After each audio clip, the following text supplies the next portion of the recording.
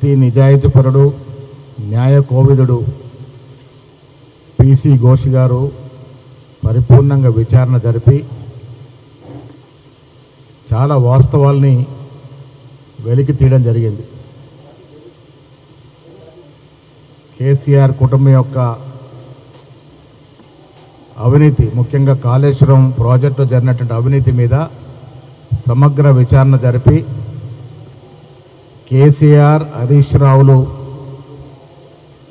దోషులుగా నిలబెట్టింది. దానికి అనుగుణంగానే రాష్ట్ర ప్రభుత్వం అసెంబ్లీలో చర్చ పెట్టి వాస్తవాలు ఈ రాష్ట్ర ప్రజలకు కూడా తెలవాలని ప్రజలతో ఎన్నుకోబడినటువంటి ఎమ్మెల్యేల మధ్య చర్చ పెట్టి దాన్ని సిబిఐకి అప్పచెప్పడం జరిగింది. రాష్ట్ర ప్రభుత్వ ఏజెన్సీ పిసి ఘోష్ ఇచ్చిన నివేదిక ఆధారంగా చర్యలకు పూనుకుంటే ఇది రాజకీయ కక్ష అని, రేవంత్ రెడ్డి గారు కక్షపూర్తిగా చేస్తున్నారని, ఇది అసలు ఈ విచారణ నమ్మకం లేదనే మాటలు అంటారు. కాబట్టి మరో ఎన్నో ఏళ్లుగా బీజేపీ నాయకులు నడ్డా నుంచి మొదలుకొని సంజయ్ వరకు కాళేశ్వరం ప్రాజెక్టు ఒక ఏటీఎం లాగా మారింది కేసీఆర్ కుటుంబానికని, దాచేస్తున్నారు ఎన్నో మార్లు చెప్పడం జరిగింది. కేంద్రంలో ఉన్నటువంటి ప్రభుత్వం బీఆర్ఎస్ పార్టీతో లోపాకార ఒప్పందాలు ఉంది కాబట్టి ఇదివరకు చర్యలకు పూనుకోలేదు. కానీ రాష్ట్ర ప్రభుత్వం ఇవాళ సిబిఐకి ఆ కేసును అప్పచెప్తూ తదుపరి చర్యల కోసం అడగడం జరిగింది.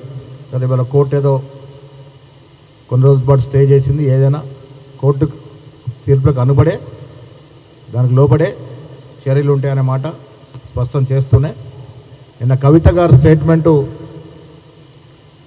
కేసీఆర్ కుటుంబంలో ఒక కొత్త నాటకానికి తెరదీశారు. ప్రజలు తెలుసుకోవలసింది, కేసీఆర్తో పాటు వారి కుటుంబం అంతా కూడా ఒక పెద్ద దొంగల ముఠ. ఇలా చాలా తెలివిగా కవిత రూపంలో వచ్చి కేసీఆర్ని రక్షించే ప్రయత్నంలో భాగంగా ఇది మా నాయనకి ఏం తెలియదు, హరీష్ రావే దీంట్లో అవినీతికి పాల్పడినాడు, సంతోష్ రావే పాల్పడినాడని చిలక పలుకులు పలుకుతూ ఉంది. కవిత గారు ఇచ్చిన మాటలకి ప్రజలు తెలుసుకోవాల్సింది, ఆనాడు రాష్ట్ర ముఖ్యమంత్రి కేసీఆర్ గారు, కేసీఆర్ గారి యొక్క ఆజ్ఞ లేనిదే చీమ కూడా కదలలేని పరిస్థితి.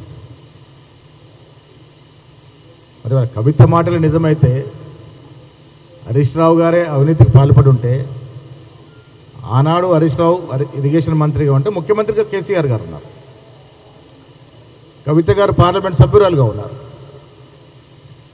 ఇవాళ కవిత చెప్పిన మాటలు నిజమైతే మరి హరీష్ రావు గారిని హరీష్ రావు గారిని చర్యలు ఎందుకు తీసుకోలే ఆ రోజు ముఖ్యమంత్రి గారు? మరి ఈ కవిత గారు ఆ రోజు ఈ అంశాన్ని ఎందుకు లేవనెత్తలేదు?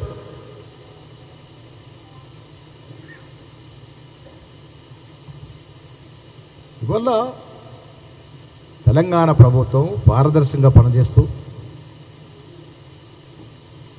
అవినీతి భాగవతాన్ని బయటకు తీసుకొస్తే బీఆర్ఎస్ గుండెలు ఎట్లాగో రైలు పెరుగుతున్నాయి, కానీ బీజేపీ నేతల గుండెలు కూడా రైలు పెరుగుతూ ఉన్నాయి.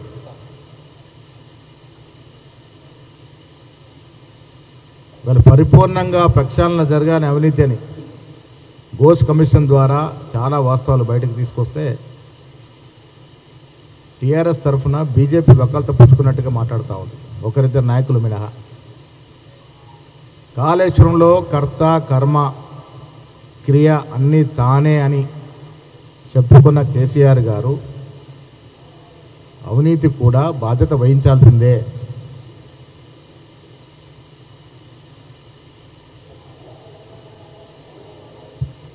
కవిత గారి మాటల్లో ఒకటి మాత్రం వాస్తవం స్పష్టమైంది, ఆవిడ కూడా అంగీకరిస్తూ ఉన్నారు, కాళేశ్వరంలో అవినీతి జరిగింది. ఆవిడకి వాటాలు తెలియకపోవచ్చు, కేసీఆర్కి వచ్చిన వాటా ఎంత, హరీష్ రావుకి వచ్చిన వాటా ఎంత, కేటీఆర్కి వచ్చిన వాటా ఎంత, ఈమెకి ఏమైనా వాటా తక్కువ వస్తే వచ్చిండొచ్చు, కవిత గారికి వచ్చిన వాటాల్లో ఏమైనా తగ్గుదల ఉంటే ఉండొచ్చు, వాటాల హెచ్చుతగ్గులు ఉండొచ్చు. కానీ అవినీతి జరిగింది అనేటువంటి మాట మాత్రం కవిత కూడా యాక్సెప్ట్ చేస్తూ ఉన్నారు.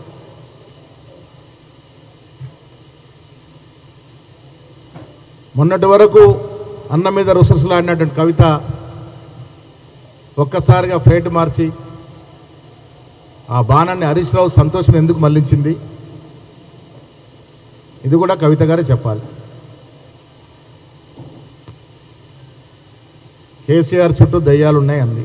ఎంతమంది దయ్యాలు, ఆ దయ్యాల పేర్లు ఏమిటి, ఇవన్నీ కూడా చెప్పాల్సిన బాధ్యత కవిత గారిదే. మిత్రులు, ఒక్కటి మాత్రం వాస్తవం, ప్రజలు నమ్మకం పెట్టి తెలంగాణలో ముందు నడిపినాడు కాబట్టి ఈయన చేతుల్లో పెడితే తెలంగాణ బంగారు మయమవుతుందని, మా బతుకులు బాగుపడతాయని, మాకు ఉద్యోగాలు వస్తాయని, మాకు డబుల్ బెడ్ ఇల్లు వస్తాయని నమ్మకంతో కేసీఆర్ చేతులు అధికారం పెడితే ఇలాంటి ప్రాజెక్టుల పేరిట లక్షల కోట్ల ప్రజాధనాన్ని దుర్వినియోగం చేశారు, తినేశారనేది మాత్రం ఇవాళ కాళేశ్వరం రిపోర్టు వల్ల అర్థమవుతా ఉంది. ఎవ్వరు కూడా తప్పించుకోలేరు. అన్నిటికి మించి ప్రజలు నమ్మినారు. ఘోష్ కమిటీ నివేదిక ఇవ్వాలొచ్చింది, కానీ ఎన్నికలకు ముందే ప్రజలు నమ్మినారు కాబట్టే కేసీఆర్ కుటుంబం ఇంకా అధికారంలోకి వస్తే మూడోసారి దోచింది సాధు కదా, మొత్తం రాష్ట్రాన్ని దివాలా తీస్తారని నమ్మినారు కాబట్టి అధికారులను బదలాయింపు చేసినారు. మేమిచ్చిన మాటలు వాగ్దానం నిలబెట్టుకునే ప్రయత్నాలు బాగానే ఘోష్ కమిషన్ వేసి కేసీఆర్ గారిని, హరీష్ రావు గారిని, వారి కుటుంబాన్ని దోషులుగా బోన్లో నిలబెట్టినాం. ఇలా మేము శిక్ష వేసే పరిస్థితిలో ఉన్నప్పటికీ కూడా